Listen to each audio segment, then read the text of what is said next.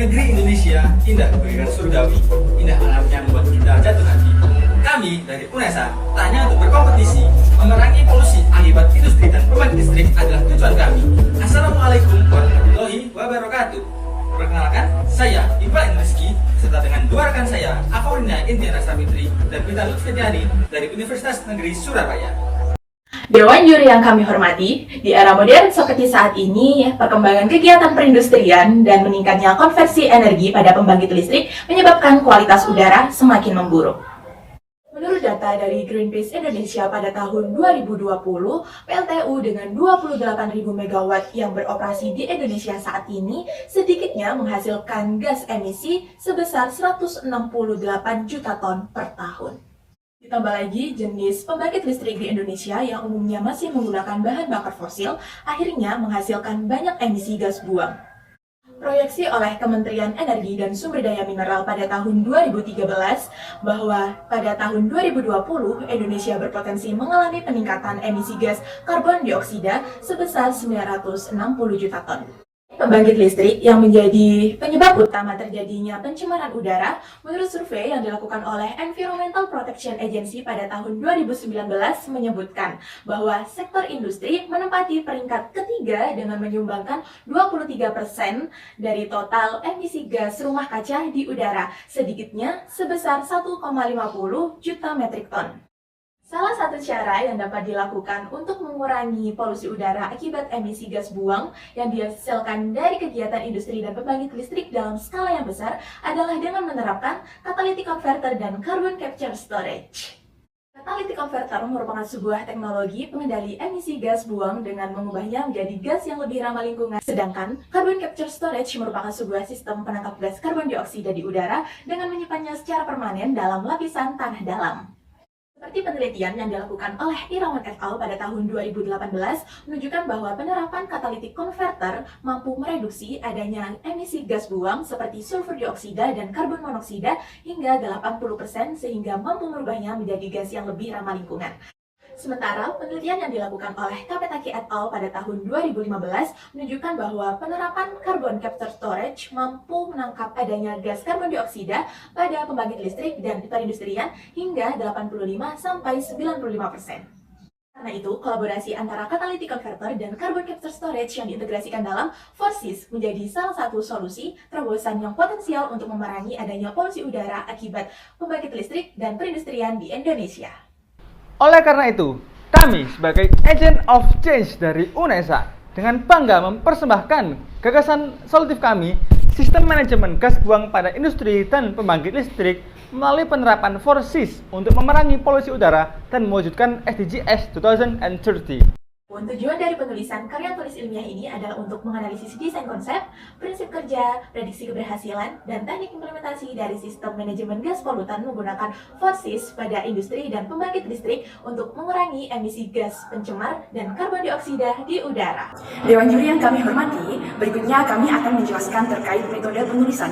Yang pertama, yakni terkait jenis penelitian. Pada penelitian ini merupakan penelitian studi literatur dengan pendekatan kualitatif dan kuantitatif untuk menemukan solusi polusi udara akibat industri dan pembangkit listrik dengan menggunakan sistem 4JS. Berikutnya merupakan tahapan penelitian. Pada penelitian ini menggunakan 7 tahapan. Yang pertama, yakni mengkaji dalam permasalahan, mengidentifikasi masalah, menemukan rumusan masalah, mengumpulkan data sekunder, menggambar desain dan konsep dari sistem 4JS, menganalisis sistem tersebut, dan yang terakhir menarik kesimpulan.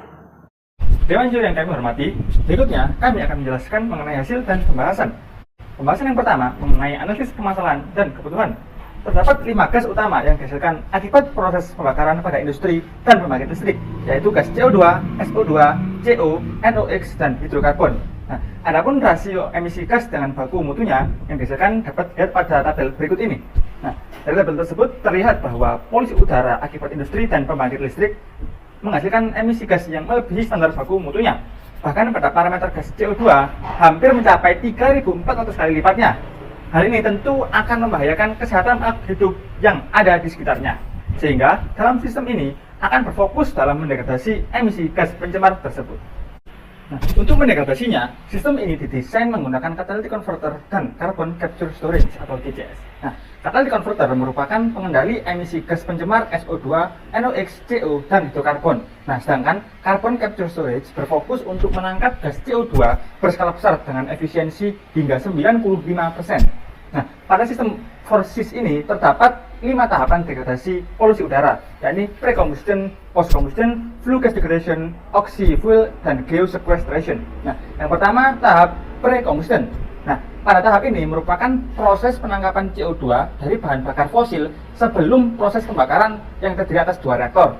Nah, pada proses ini, gas CO2 yang dapat ditangkap mencapai hingga 15 sampai dengan 60%. Sedangkan senyawa yang dapat digunakan untuk menangkap gas CO2 tersebut adalah senyawa berbasis amin. Nah, yang kedua adalah tahap post combustion. Nah, pada tahap ini merupakan proses pemisahan CO2 dari gas buang yang dihasilkan setelah pembakaran utama dengan menggunakan pelarut cair seperti sebelumnya, yaitu amin. Dan pada proses ini dapat menangkap gas CO2 hingga 15%. Nah, yang ketiga adalah tahap flue gas degradation. Nah, pada tahap ini merupakan proses degradasi senyawa polusi udara yaitu SO2, NOx, CO, dan hidrokarbon dengan memanfaatkan catalytic converter. Nah, catalytic converter ini terdiri atas katalis plat tembaga, heater, dan glass wall yang dipasang dalam pipa aliran gas sehingga dapat menyaring, mereduksi, dan mengoksidasi senyawa polutan tersebut. Nah, berdasarkan hasil penelitian oleh terdahulu, teknologi ini memiliki efisiensi antara 50 sampai dengan 80%. Nah, yang keempat merupakan tahap oxy-fuel. Nah, tahap ini merupakan proses pembakaran yang dilakukan dengan menggunakan O2, sehingga produk yang dihasilkan adalah gas buang dengan komposisi terbesar adalah H2O dan CO2. Nah, CO2 ini nantinya akan dipisahkan dengan jumlah yang dapat ditangkap hingga sebesar 80% dan sisanya merupakan uap air dan sedikit nitrogen.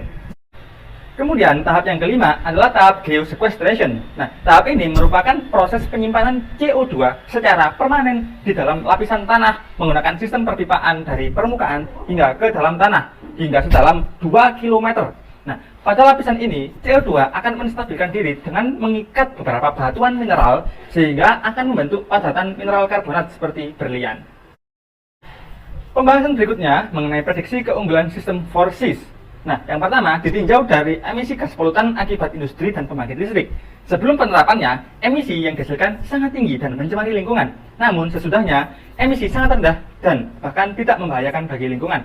Yang kedua, ditinjau dari suhu secara global. Sebelum penerapannya, suhu global terus mengalami peningkatan. Bahkan hingga saat ini, suhu global sudah naik lagi hingga 1 derajat Celcius.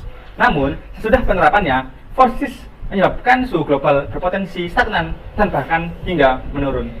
Yang ketiga, ditinjau dari kesehatan masyarakat.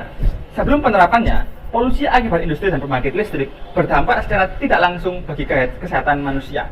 Nah, namun sesudahnya, karena emisi yang sangat sedikit, sehingga emisi tersebut tidak membahayakan kesehatan manusia.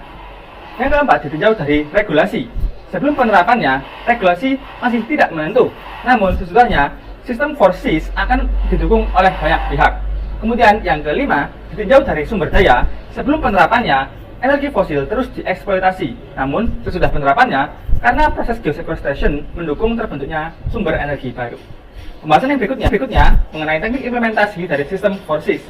Terdapat 4 tahap implementasi dari sistem ini. Yang pertama adalah tahap inisiasi dengan membuat dan menguji coba sistem selama 5 tahun. Tahap yang kedua adalah tahap perizinan dan sosialisasi kepada pemerintah dan penggerak industri selama 2 tahun. Tahap yang ketiga adalah tahap implementasi pada sektor industri dan pembangkit listrik di Indonesia selama 4 tahun. Dan tahap yang terakhir adalah tahap evaluasi dan pengembangan agar sistem lebih baik lagi dalam mendegradasi polusi udara. Dewan juri yang kami hormati, yang terakhir kami akan menyampaikan terkait kesimpulan. Yang pertama, desain dan prinsip dari kerja sistem 4CS adalah dengan memanfaatkan catalytic converter dan carbon capture storage dengan 5 tahapan, yakni yang pertama pre-combustion, post-combustion, fluid gas degradation, oxy-fuel, dan geosequestration.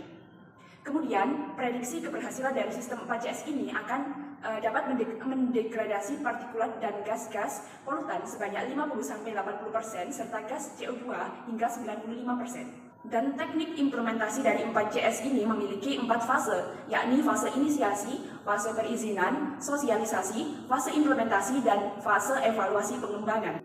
Sekian presentasi dari kami, kurang lebihnya mohon maaf. Wassalamualaikum warahmatullahi wabarakatuh.